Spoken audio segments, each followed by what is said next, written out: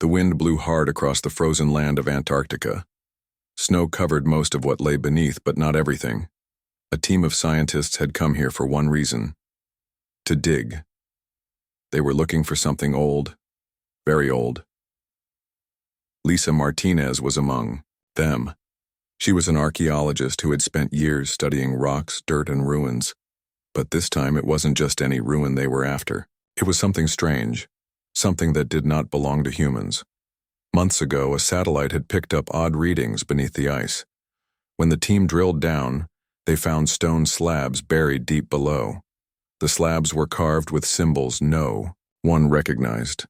They looked like writing, but not from any known language. Lisa brushed snow and dust from one of the stones. Her gloves were thick, but her fingers moved carefully. Around her, others worked quietly, cameras rolling, notes being taken. "This isn't ours," she whispered to herself. She meant human. The symbols were too clean, too perfect. Some looked like stars, others like ships, and some looked like warnings. Back at the research station, Lisa sat with her notes spread out on a metal table. The others gathered around. "These markings are ancient," she said. "Older than anything we know." "But how?" asked Dan Porter, a linguist who had joined the mission. "If these aren't human, then who made them?" No one answered. Over the next few weeks, more slabs were uncovered. Each one told a piece of a puzzle. Some showed images of beings taller than humans with long limbs and large eyes. Others showed battles, ships falling from the sky, cities burning. And always, there was something else, something watching. One symbol repeated over and over, a circle with lines coming out like rays of light. Lisa called it the Watcher. "Maybe it's a god," Dan said. "Or maybe it's a machine," Lisa replied. More sites were found, not just in Antarctica, but all over the world. In Siberia, Egypt, under the ocean near South America. All of them held the same kind of stone, the same carvings, and all of them told the same story. Aliens had come to Earth, many times. Each time they built something, cities, bases, towers. Each time, they died. The symbols didn't say how, only that they were gone. Lisa started calling it the graveyard theory. Earth, she told the others, is where alien empires go to die. Some laughed. Others got quiet. But the truth was growing harder to ignore. In a cave in northern Africa, a new slab was found. This one was different. It had more detail. It showed a ship landing, aliens stepping out. Then fire. Then bones. At the bottom, a final line of text. Dan tried to translate it. He wrote down what he thought it meant. "We came as gods. We left as dust." The room went silent. Outside, the wind howled. Later that night, Lisa sat alone in her tent. She stared at her notes. What if it was true? What if Earth had been visited thousands of times by aliens? And what if every single one of them had been destroyed here? She thought about the Watcher symbol again. Was it a god? A machine? Or something else? Something still here? A noise outside made her look up. Footsteps in the snow. Then silence. She opened the tent flap. Nothing was there. Only the cold wind and the dark sky. Lisa closed the flap and sat back down. She knew one thing for sure now. This was bigger than archaeology. This was history. Alien history. Buried in the dirt. And they were only just beginning to dig it up. The next morning, Lisa Martinez woke up early. She couldn't sleep much after what she had seen or thought she had seen the night before. Footsteps in the snow. But when she looked outside, there was nothing. Still, something felt off. She dressed quickly and stepped out of her tent. The air was cold, sharp enough to make her nose sting. The sun hadn't risen yet, and the camp was quiet except for the hum of generators. Nearby, Dan Porter was already working on his laptop. He always started early. His glasses fogged up in the cold, but he didn't seem to care. "Morning," he said without looking up. "Morning," Lisa replied. "Anything new?" Dan nodded. "I've been going over those symbols again. There's more to them than we thought." He turned the screen toward her. It showed lines of strange shapes, symbols they had copied from the slabs. These aren't just pictures, he explained. They're instructions. What kind of instructions? Lisa asked. That's the thing. I'm not sure yet, but I think it's some kind of map. A map to what? Dan shrugged. Maybe where the aliens came from, or maybe where they went. Lisa frowned. Or maybe where they died. Before Dan could answer, a voice crackled over their radios. All hands report to the command center immediately. It was Jake Harper, the military analyst assigned to oversee the mission. His tone was serious. Lisa and Dan exchanged glances. They grabbed their gear and headed toward the main building. Inside, the room was crowded. Scientists, engineers, and soldiers stood around a large table. On the table was a map of the world glowing faintly under a projector. Jake stood at the front, his arms crossed. He pointed to a spot near New Mexico. This just came in, he said. A deep space listening post picked up a signal. What kind of signal? Someone asked. It's repeating, Jake replied. Every 37 hours, and it's not random noise. It's organized. Alien? Another voice asked. We don't know yet, Jake admitted, but it's coming from beyond Pluto. The room fell silent. Everyone knew what that meant. If the signal came from so far away, it had to be powerful and intentional. Lisa stepped forward. What does it say? Jake hesitated. That's the problem.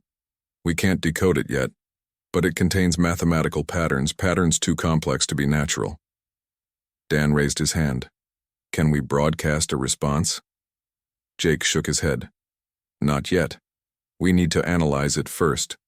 For all we know, responding could be dangerous, but ignoring it might be worse, Lisa said softly. Jake glanced at her. We'll decide soon. In the meantime, keep digging. Maybe those ruins hold answers. Later that day, seismic activity began to spike across the globe. At first, it was small tremors, barely noticeable, but within hours they grew stronger. Earthquakes hit places that rarely saw them. Siberia, Antarctica, even parts of Africa. Back at the research station, alarms blared as monitors lit up with red warnings. Lisa rushed into the control room. What's happening? One of the engineers pointed to a screen. Look at this. The ground beneath the dig sites was shifting, not collapsing but moving, as if something below was waking up. Could it be related to the signal? Lisa asked. No one had an answer. Jake arrived moments later, his face grim. We need to evacuate. Evacuate? Lisa repeated. Why? Because whatever's down there, it's alive. That night, the team packed up their equipment. Trucks rumbled through the snow, carrying supplies back to base. The mood was tense. Everyone whispered about what might happen next. Lisa stayed behind longer than the others. She wanted to take one last look at the slabs. As she knelt beside a stone, she noticed something new. A faint glow emanated from the carvings. It pulsed slowly like a heartbeat. She touched it. The glow brightened. Suddenly, the ground shook violently. Lisa stumbled backward, falling into the snow. Above her, the sky darkened. Clouds swirled unnaturally fast. Then, a sound. A low hum. Growing louder by the second, Lisa scrambled to her feet and ran. Behind her, the earth split open. A beam of light shot upward, piercing the clouds. When she reached the trucks, Jake grabbed her arm. Are you okay? She nodded, breathless. Something's down there, something big. Hours later, news spread worldwide. Reports flooded in from other dig sites. Similar events had occurred everywhere. Ancient ruins had been uncovered. In Siberia, a massive crater appeared. Inside, glowing runes floated above the ground. In Egypt, sand shifted to reveal structures half buried in the desert. They looked like ships, but not human ships. And in Antarctica, the beam of light remained visible for miles. Governments scrambled to respond. Military forces moved into position. Scientists debated whether to investigate further or shut everything down. Amid the chaos, Lisa and Dan sat together in a makeshift lab. They pored over data, trying to make sense of it all. "There's a pattern," Dan said finally. "Every site reacts the same way, like they're connected." "To what?" Lisa asked. Dan hesitated. "To whatever sent the signal." Lisa leaned back, thinking. "If the aliens left these ruins here, maybe they expected us to find them, to wake them up. And now we have," Dan finished. Outside, the hum grew louder. It wasn't just in Antarctica anymore. It was everywhere. Days passed. The world watched and waited. In New Mexico, the listening post detected another message. This time, it was clearer. It wasn't a warning. It was an invitation. The invitation came as a shock to everyone. It wasn't loud or flashy, it was quiet, almost gentle. But it couldn't be ignored. In New Mexico, the listening post decoded the message bit by bit. The signal repeated every 37 hours, just like before. But now it carried new information. Words, shapes, instructions. Dan Porter stared at his laptop screen, his fingers flying over the keyboard. He had been working non-stop since the first message arrived. Now he leaned closer, squinting at the symbols. "It's not just math this time," he said aloud. "It's directions." Lisa Martinez sat across from him, her arms crossed. She hadn't slept much since the beam of light shot into the sky in Antarctica. None of them had. The world felt different now, like it was holding its breath. "What kind of directions?" she asked. Dan hesitated. "I think it's telling us where to go, or maybe what to do." "To do what?" "That's the problem. I don't know yet." Lisa frowned. "Could it be dangerous?" Dan didn't answer right away. Finally, he said, "Everything about this feels dangerous." Meanwhile, in Siberia, things were getting worse. The glowing runes that floated above. The crater weren't fading. Instead, they grew brighter. The air around them shimmered, distorting everything nearby. Scientists who got too close reported headaches, nausea, and strange visions. One man claimed he saw faces in the runes, faces that looked human, but weren't. When he tried to touch one, he collapsed. By the time medics reached him, he was unconscious. His skin was cold, almost frozen, though the temperature outside was mild. Back at the research station, Jake Harper paced back and forth. As the military analyst overseeing the mission, he was responsible for keeping everyone safe. But how could he protect them from something no one understood? "We need to seal the site," he told Lisa and Dan during a meeting. "Whatever's happening there, it's spreading. But we can't just walk away." Lisa protested. "This could be the key to understanding everything." "And it could kill us all," Jake snapped. "We don't know what we're dealing with." Dan spoke up. "Maybe we don't have a choice. Maybe whatever's waking up won't let us leave." Jake glared at him. "What are you saying? That we're stuck here?" "No," Dan replied. "I'm saying we might be part of it." The room went silent. That night, Lisa couldn't sleep. She lay on her cot, staring at the ceiling.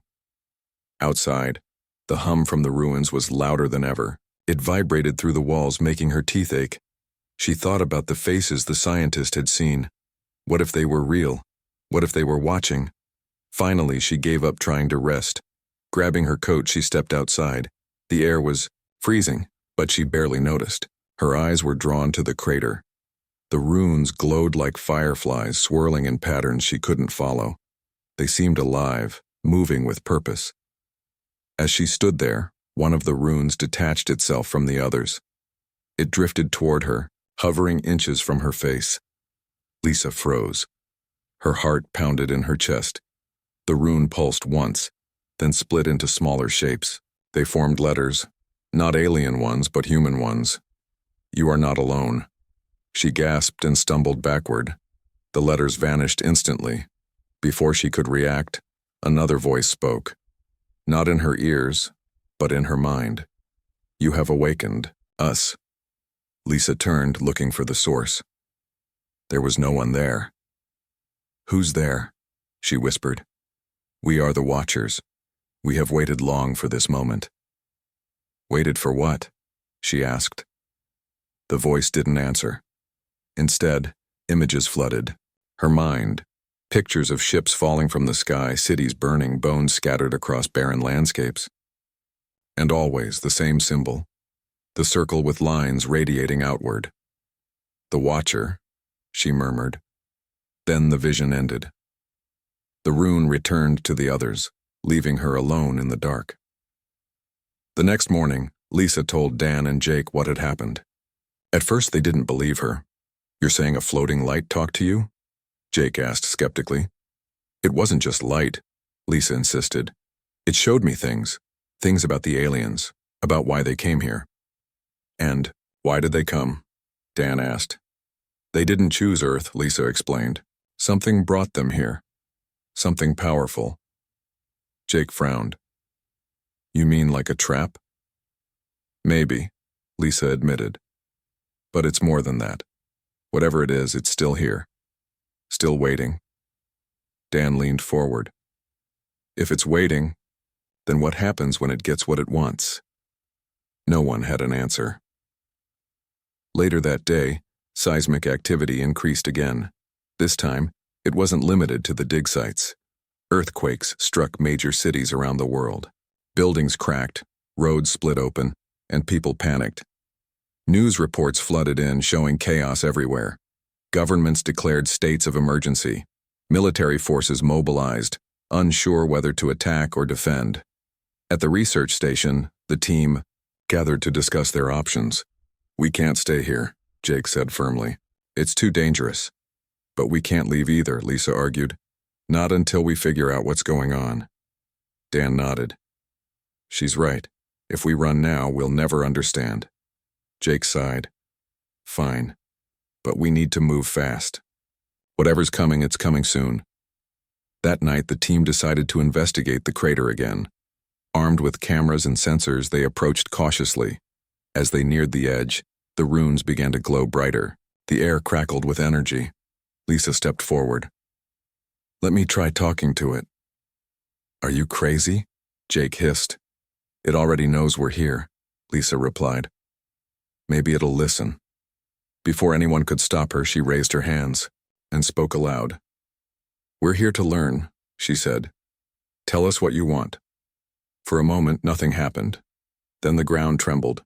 A low rumble echoed through the crater. Slowly, the runes began to rearrange themselves.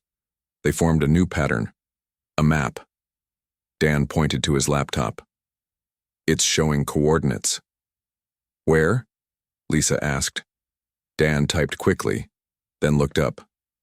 Somewhere, under the ocean. Near South America. Jake frowned.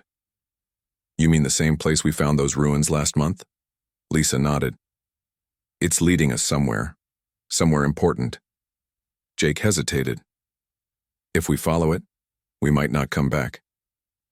Lisa met his gaze. If we don't, none of us will. After a long pause, Jake nodded. All right, let's gear up. Hours later, the team boarded a submarine. Its destination, the coordinates shown by the runes. As they descended into the depths, Lisa stared out the window. The water was dark, almost black. She wondered what they would find down there. Would it be answers or would it be the end? The submarine descended deeper into the ocean. Outside the thick glass windows, the water grew darker and colder. Lisa Martinez sat near the front, her eyes glued to the view. She could see flashes of light far below, bioluminescent creatures that glowed faintly in the abyss. Behind her, Jake Harper checked the navigation systems. He wasn't used to being underwater, but he knew his job. Keep everyone safe. Or at least try. Dan Porter was hunched over a laptop, analyzing the map formed by the runes. We're getting close, he said. His voice echoed in the cramped space. How close? Jake asked. About 20 minutes. Lisa leaned back in her seat. Her mind raced. What would they find down there? More ruins? Another message? Or something alive? She glanced at Jake. He looked tense, his jaw clenched. She didn't blame him. None of them had signed up for this. They were scientists, not adventurers. But now they were heading straight into the unknown. As the submarine approached the coordinates, the lights from the glowing runes dimmed. The team noticed it right away. "What's happening?" Lisa asked. Dan frowned. "I don't know. Maybe the signal's fading." "No," Jake said sharply. "Look." He pointed to the sonar screen.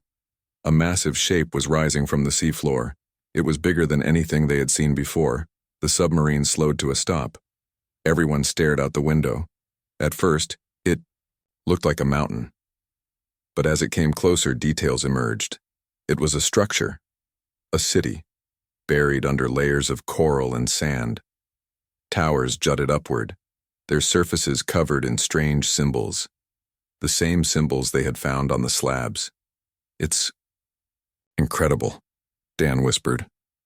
Lisa nodded. "This must be where it all began." Jake gripped the controls tightly. "Or where it all ends." The submarine hovered above the ruins. The team prepared to send out a drone. It was small, equipped with cameras and sensors.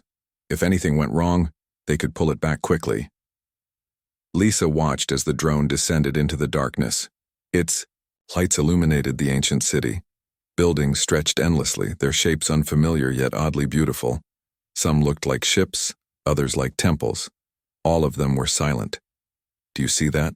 Dan asked suddenly. On the screen, a large doorway appeared. It was framed by glowing runes, just like the ones in Siberia. "Is it a gate?"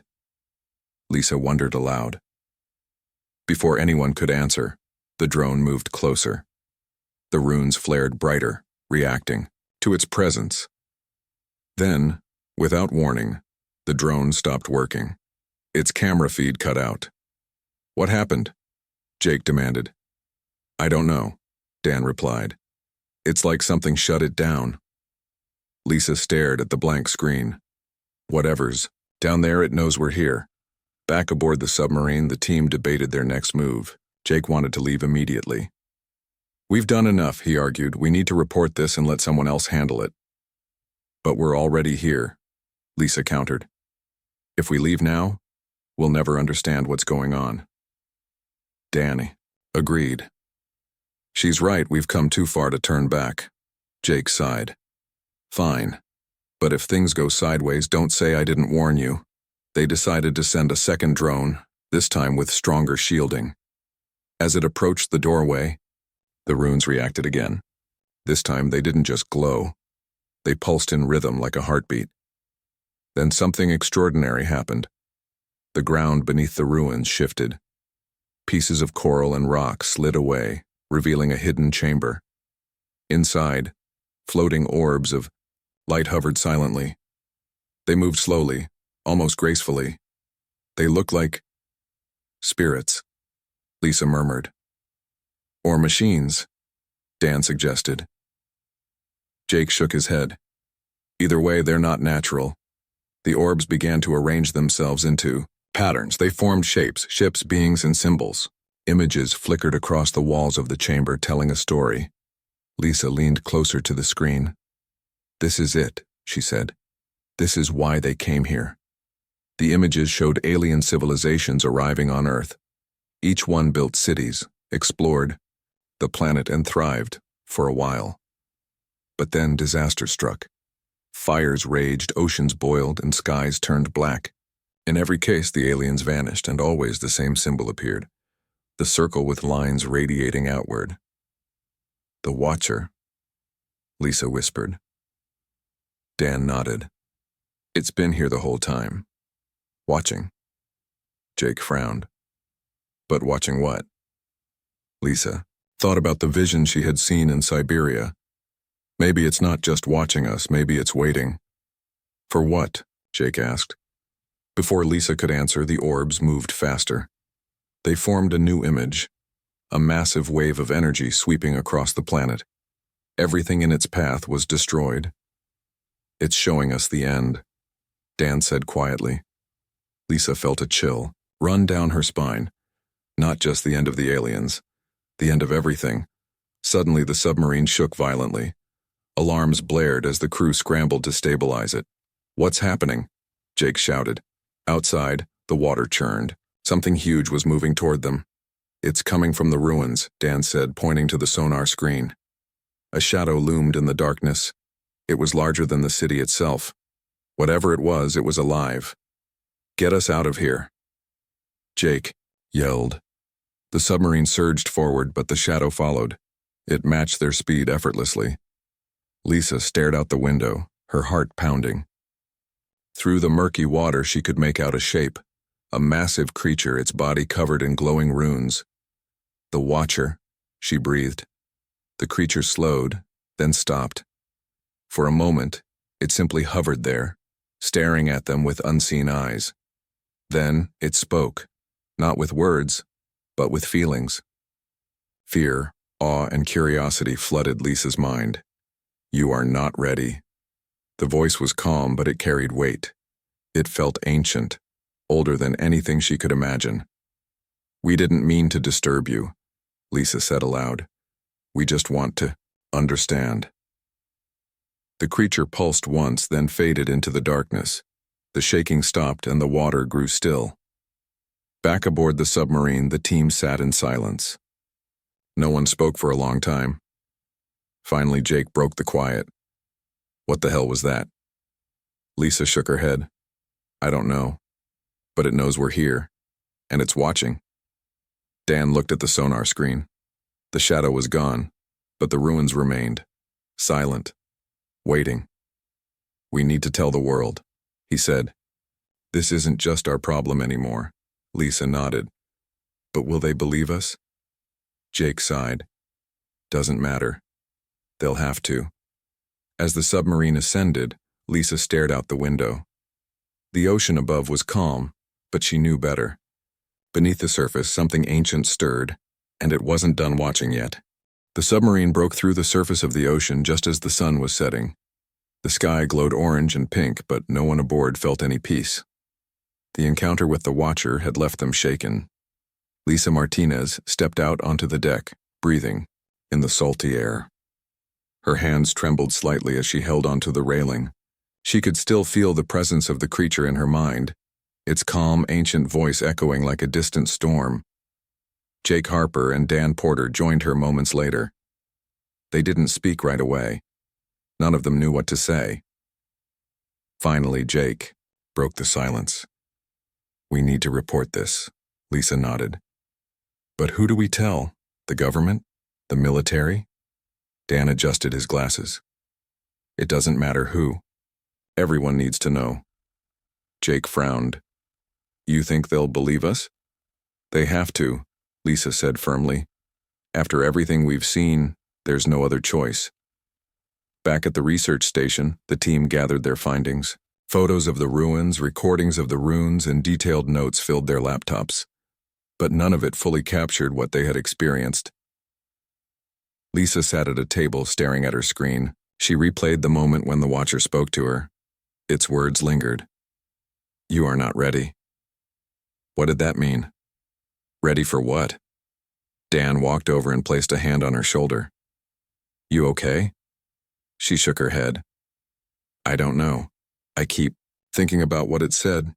What if we're walking into something we can't handle?" "We already are," Dan replied softly. "But running won't help." Jake entered the room holding a satellite phone. "I've contacted HQ. They're sending a team to debrief us." "When?" Lisa asked. "Tomorrow morning." "That's not enough time," she said. "We need to figure out how to explain this without sounding crazy." Jake smirked. "Good luck with that." Later that night, news reports flooded in from around the world. Earthquakes continued to shake cities, and strange lights were spotted in the skies. People whispered about aliens, end-of-the-world scenarios, and government cover-ups. Lisa watched the footage on a small TV in the corner of the room. In Siberia, glowing orbs hovered above the crater. In Egypt, sand shifted to reveal more ruins. And in Antarctica, the beam of light still reached high into the atmosphere. "It's happening everywhere," Dan said, standing beside her. "Whatever. Woke up, it's spreading." Lisa turned to him. "Do you think it's trying to communicate?" "Or warn us?" Dan replied. Jake walked in, carrying a folder. "Listen up. HQ wants us to prepare a presentation. Something simple, facts only. Lisa sighed. Simple isn't going to cut it. Well, make it work, Jake said. Because they're bringing in experts. Scientists, linguists, even some military brass. Dan raised an eyebrow. Military brass? Why? Jake hesitated. They think this might be a threat. Lisa stood up. It's not a threat, it's something else. Then prove it, Jake shot back. The next morning, the team gathered in the main hall. A group of officials filed in, led by a tall man in a suit named Mr. Caldwell. He introduced himself as a representative from the United Nations. Tell us everything, he said, sitting down at the head of the table. Lisa began. She showed photos of the ruins, explained the symbols, and described the Watcher. When she finished, the room was silent. One of the scientists leaned forward. You're saying these ruins are connected to alien civilizations? Yes, Lisa replied.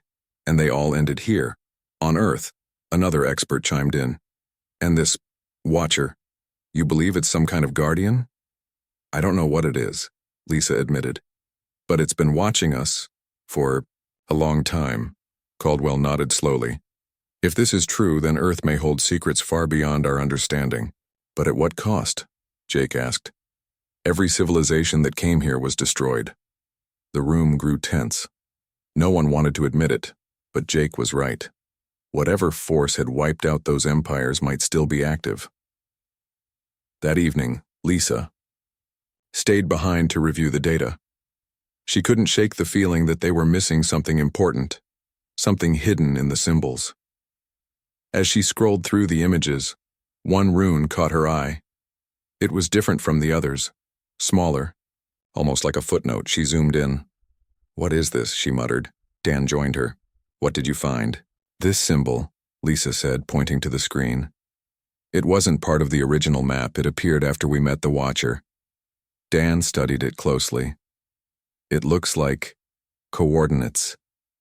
Coordinates for what? Lisa asked. Before Dan could answer, the ground trembled. The hum from the ruins grew louder, vibrating through the walls. Outside, the sky darkened. Clouds swirled unnaturally fast, forming a spiral above the station. Jake burst into the room. We need to evacuate now. No, Lisa shouted.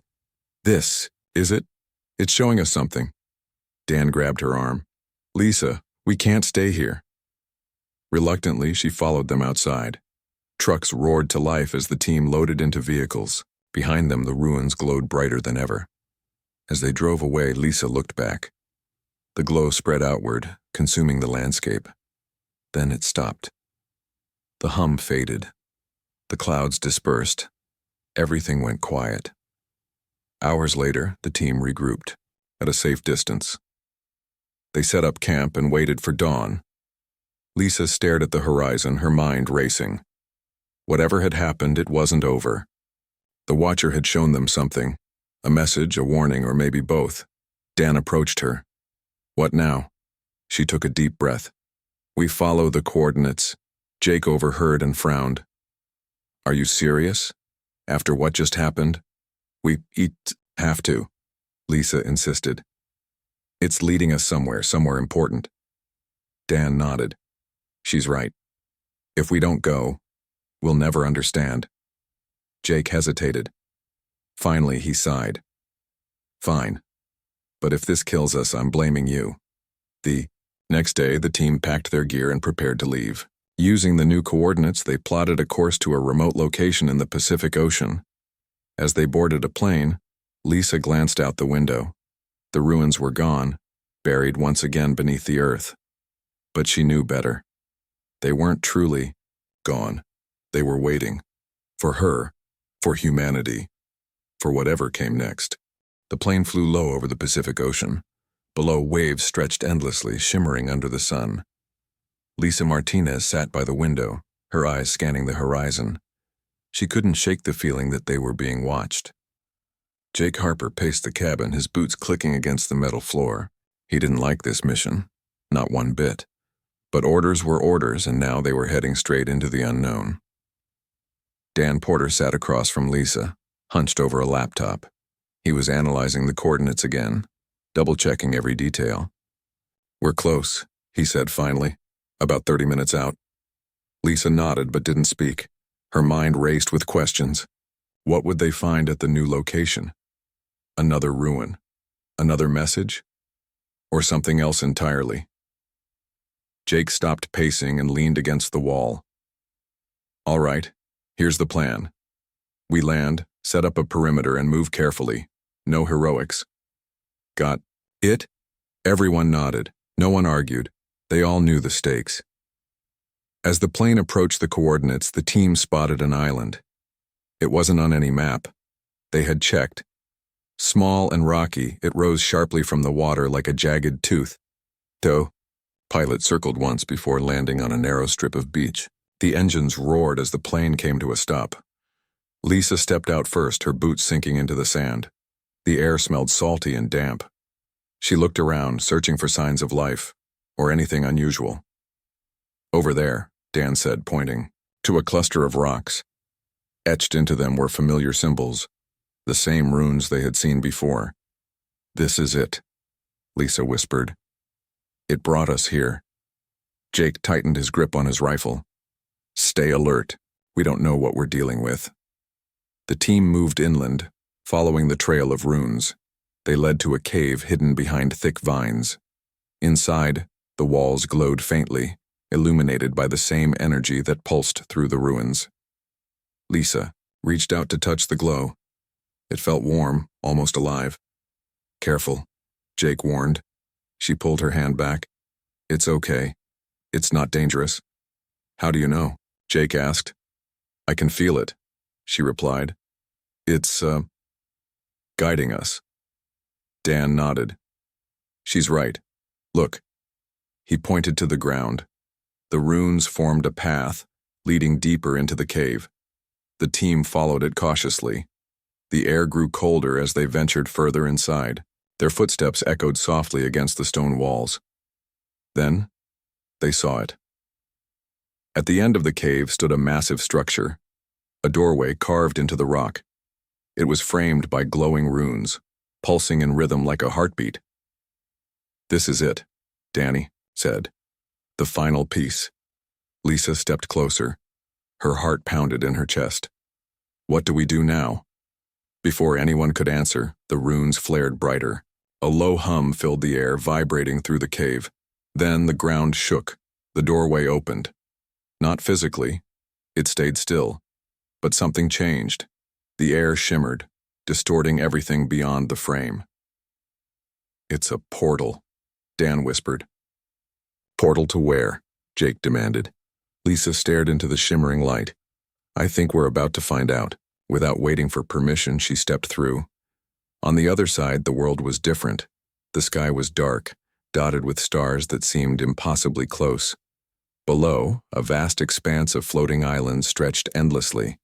Each island was covered in ruins, alien cities, towers, and ships. Lisa turned in a circle, taking it all in. This is where they came from." Jake appeared beside her, his weapon raised. "Where are we?" "I don't know," Lisa admitted. "But it's not Earth." Dan emerged next, his eyes wide. "Look at this place, it's incredible." Behind them, the portal flickered, but remained open. "What now?" Jake asked. "We explore," Lisa said firmly. "We came this far. We need answers." The team moved cautiously across the nearest island. The ruins were ancient, their surfaces cracked and weathered. Strange symbols covered every surface, glowing faintly in the dim light. As they walked, Lisa noticed something odd. The ruins weren't just buildings, they were machines, dormant but still functional. "They built these," Dan said, running his hand over a smooth panel. "But why?" "Maybe to survive," Lisa suggested. "Or to fight." Jake frowned. "Fight what?" Before anyone could answer, a sound echoed through the air, a deep, resonant tone that vibrated in their chests. The ground trembled. From the shadows, a figure emerged. It was tall, taller than any human, with long limbs and glowing eyes. Its body shimmered, as if made of light and shadow. "The Watcher," Lisa whispered. The figure stopped a few feet away. It didn't move, like a machine or a creature. It moved like thought itself, fluid and weightless. Then it spoke, not with words, but with feelings. Images flooded Lisa's mind. Civilizations rising and falling, ships crashing into oceans, bones scattered. Across barren landscapes, and always the same symbol, the circle with lines radiating outward. "You've been watching us," Lisa said aloud. "For how long?" The Watcher pulsed once. "Since the beginning." "The beginning of what?" Dan asked. "Of life, of death, of cycles." Jake stepped forward. "Why bring us here? What do you want?" The Watcher turned its gaze to him. "You are not ready." "We don't have time for riddles," Jake snapped. "Tell us why we're here." Lisa placed a hand on his arm. "Calm down. Let me try." She faced the Watcher. "If you've been watching us, then you know we're curious. We want to understand." The Watcher hesitated. Then it showed her more images. Planets burning, stars collapsing, entire galaxies consumed by darkness. "This is what comes next." Lisa's breath caught. "You're warning us." The Watcher pulsed again. "Yes. But why us?" she asked. "Why humanity?" "Because you are the last." Back outside, the team gathered their thoughts. The Watcher had vanished, leaving them alone among the ruins. Lisa sat on a rock, staring at the glowing symbols. "It's not just a guardian, it's a survivor." "What do you mean?" Jake asked. "It's been watching because it's the only thing left. Whatever destroyed those civilizations, it's still out there." Dan nodded. "And it's coming for us." Lisa stood up. "We need to warn the world. If we don't prepare, we'll end up like the others." Jake sighed. "Do you really think they'll listen?" "They have to," Lisa said firmly, "because if they don't, we're already dead." The team returned through the portal, stepping back onto the island. Behind them, the doorway closed, vanishing into the rock. They boarded the plane in silence, each lost in their own thoughts. As they flew back toward civilization, Lisa stared out the window. The ocean stretched endlessly below, calm and quiet. But she knew better. Beneath the surface, beneath the earth, something ancient stirred, and it was waiting. The plane touched down at a military base on the outskirts of New Mexico. Soldiers waited on the tarmac, their faces tense and unreadable. The team stepped off the plane, carrying not just their gear but also the weight of what they had seen. Lisa, Martinez led the way, her step steady despite the exhaustion gnawing at her. She glanced at Jake Harper, who walked beside her. His jaw was clenched, his hand resting on the rifle slung over his shoulder. He looked like he was ready for a fight. Dan, Porter brought up the rear, clutching his laptop tightly. His glasses were slightly askew, and his hair stuck out in odd directions after hours of travel. But his eyes were sharp, focused. He hadn't stopped thinking about the Watcher since they left the island. A man in a crisp uniform approached them. "Welcome back," he said. "I'm Colonel Hayes. We've prepared a briefing room for you." Lisa nodded. "Thank you. But we need to move quickly." "What we saw, it's urgent." Hayes raised an eyebrow but didn't argue. "Follow me." Inside the base, the team entered a secure room filled with monitors, maps, and officers waiting to hear their report. Lisa stood at the front, flanked by Dan and Jake. She took a deep breath before speaking. "We found something," she began. "Something big." She showed images of the floating islands, the ruins, and the glowing symbols. Then she described the Watcher, the ancient being that had spoken to them. "It warned us," Lisa said. "It showed us what's coming." "What's coming?" one of the officers asked. "A threat," Lisa replied. "Something powerful enough to destroy entire civilizations." "And it's heading here?" another voice chimed in. "Yes," Lisa said firmly. "It already has been for a long time." The room fell silent. No one moved. No one spoke. Finally, Colonel Hayes broke the quiet. You're saying Earth isn't safe? No, Lisa corrected him. Earth hasn't been safe. Not for millions of years. Every alien race that came here, they were destroyed by whatever's coming next. Jake stepped forward. And now it's our turn. After the briefing, the team was given quarters to rest. But none of them could sleep. Instead, they gathered in Lisa's room, sitting on chairs or leaning against walls. What do we do now? Jake asked. We prepare, Lisa said. If the Watcher's warning is true, and I believe it is, we don't have much time. Dan nodded. But how? We're talking about something that wiped out advanced civilizations. What chance do we have? Lisa thought for a moment. Maybe we can use the ruins, they're machines, right? If we can figure out how they work, they might give us a fighting chance, Dan finished. Jake frowned. Or they might kill us faster, Lisa sighed. We don't have a choice. Sitting around won't help. The next morning, the team returned to the command center. Scientists and engineers had already begun analyzing data from the ruins. Screens displayed diagrams of alien technology, glowing symbols, and mathematical patterns. One scientist approached Lisa. We've made progress decoding the symbols. They seem to be instructions for building something. Building what? Lisa asked. The scientist hesitated. We're not sure yet, but it's big and complex. Lisa turned to Dan. Can you help them? He nodded. I'll do my best. Dan joined the scientists, Lisa and Jake headed outside. They needed air. Time to think. The desert stretched endlessly around them, dry and hot under the blazing sun. Lisa shielded her eyes as she stared at the horizon. What if we fail? Jake asked suddenly. Lisa didn't answer right away. Finally, she said, then we go down fighting. Jake smirked. Always the optimist. I'm serious, Lisa replied. If this thing destroys us, it's because we tried to stop it. That's better than doing nothing. Jake nodded. All right, let's get to work. Back inside, tensions rose as debates erupted among the scientists. Some argued that activating the ruins' technology was too dangerous. Others insisted it was humanity's only hope. Lisa listened quietly, weighing both sides. Finally, she stepped forward. We don't have time to argue, she said. Whatever's coming, it's getting closer. If we wait too long, we'll lose our chance. But what if we make it worse? One scientist countered. We take that risk, Lisa replied, because doing nothing guarantees failure.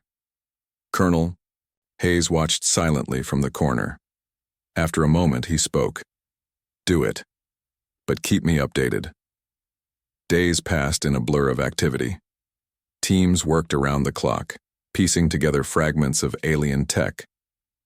Machines hummed to life, powered by energy sources no one fully understood. Lisa stayed close to the project, overseeing every step. She couldn't shake the feeling that they were playing with fire, but fire was all they had. One night, as she reviewed schematics, Dan joined her. He looked tired but excited. We're close, he said. Really close. How close? Lisa asked.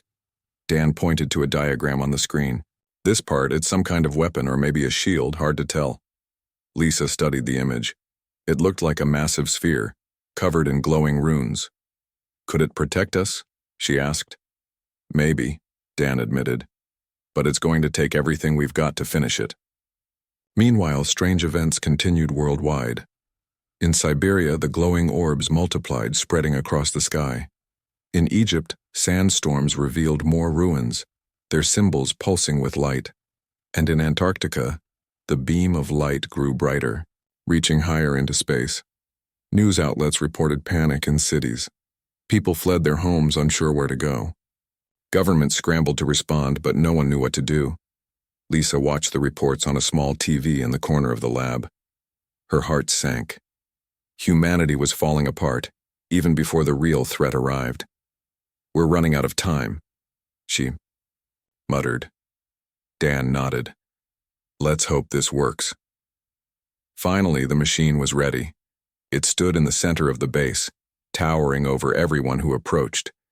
Its surface shimmered with energy, glowing softly in the dim light. Lisa stood before it, her hands trembling slightly. Behind her, Jake, Dan, and a group of soldiers waited. "This is it," she said. "If this doesn't work, it will," Dan interrupted. "We've done everything we can." Lisa nodded. She reached out and touched the machine. A surge of energy coursed through her, warm and alive. The machine pulsed once, then flared brighter. The ground trembled beneath their feet. Outside, the sky darkened. Clouds swirled unnaturally fast, forming a spiral above the base. From the edges of the storm, shapes emerged, ships, massive and black, descending toward Earth. "They're here," Jake whispered. Lisa turned to the team. "Activate it."